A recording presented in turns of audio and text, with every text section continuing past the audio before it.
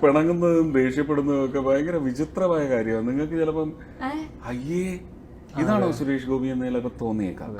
ഒരു ഇൻസ്റ്റൻസ് പറയട്ടെ, ബോറാണോ സിൻസിയർ ആണോ, ഇതിനൊക്കെ എന്തെങ്കിലും മൂല്യം കൽപ്പിക്കുന്നുണ്ടോ എന്നുള്ളത് നിങ്ങൾ നോക്കും. ചെക്ക് ബുക്ക് എടുത്തു വെച്ച് ഞാൻ എഴുതി ഒപ്പിട്ട് അവിടെ വെച്ചു. അതിന്റെ പുറത്ത് രാധിക മുടി ചീക്കിയിട്ട് ചീർപ്പെടുത്ത് അതിന്റെ പുറത്ത് വെച്ചു. പുറത്ത് വെക്കില്ല, സൈഡില് എവിടെങ്കിലും വെച്ചു. എനിക്കത്, അതായത് ഒന്ന് മൂദേവി ഒന്ന് മഹാലക്ഷ്മിയാണ്. എനിക്കതൊക്കെ എന്റെ വിശ്വാസമാണ്, അത് എനിക്ക് വിട്ടേക്കൂ.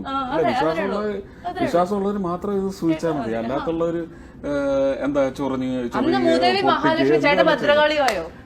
ഞാൻ ഭദ്രകാളിയാ, ഞാൻ രാവണനായി മാറും. പക്ഷേ അപ്പൊ തോന്നും ഒയ്യോ ഇത് തീർന്നു, എല്ലാം അവസാനിച്ചു എന്ന് വിചാരിക്കും. കുറച്ച് കഴിയുമ്പോ നീ ആ ഇന്നലെ ഉണ്ടാക്കിയ ദോശ ഒരെണ്ണം കൂടെ ഉണ്ടാക്കി, സോറി ഇല്ല.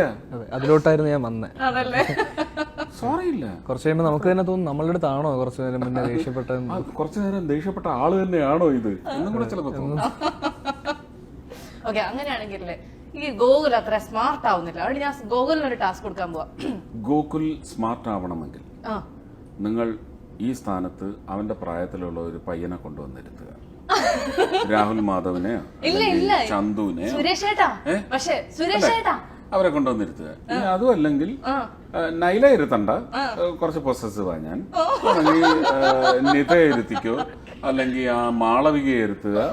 അതും അല്ലെങ്കിൽ മറ്റേ കുട്ടിയുടെ പേര് ഡയന. ഇല്ല, ഇപ്പൊ ഞാൻ സ്മാർട്ടാക്കി കാണിച്ചു തരട്ടെ. ഞാൻ പറയണൊക്കെ അതേ സ്പോർട്സ്മാൻ സ്പിരിറ്റിൽ എടുക്കണം കേട്ടോ. അതായത് അച്ഛന്റെ ഒരു ഡയലോഗ് ഞാൻ പറയാൻ പോവാണ്. ആ സാധനം ഗോകുലൂടെ റീക്രിയേറ്റ് ചെയ്യും. മോഹൻ തോമസിന്റെ ഉച്ചിഷ്ടവും അമേദ്യവും കൂട്ടിക്കുഴച്ച് 4 നേരം മൃഷ്ടാനും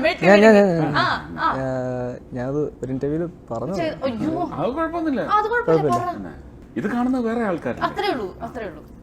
ഞങ്ങളുടെ മാർക്കറ്റ് ഏരിയ വേറെ ഇല്ല.